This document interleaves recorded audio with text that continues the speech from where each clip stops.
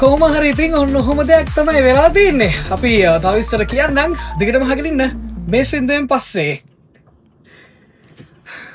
මේ එදා මාර සීන් එක හරිද? එයා ඉඳගෙන මට මෙහෙම කියනවා මේ ඔයා රුමල් ඔයා එක කාටවත් කියන්න එපා.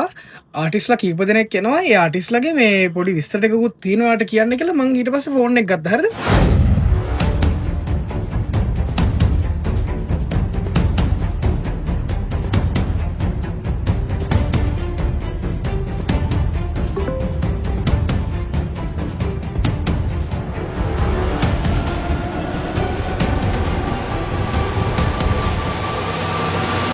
My conqueror Yako!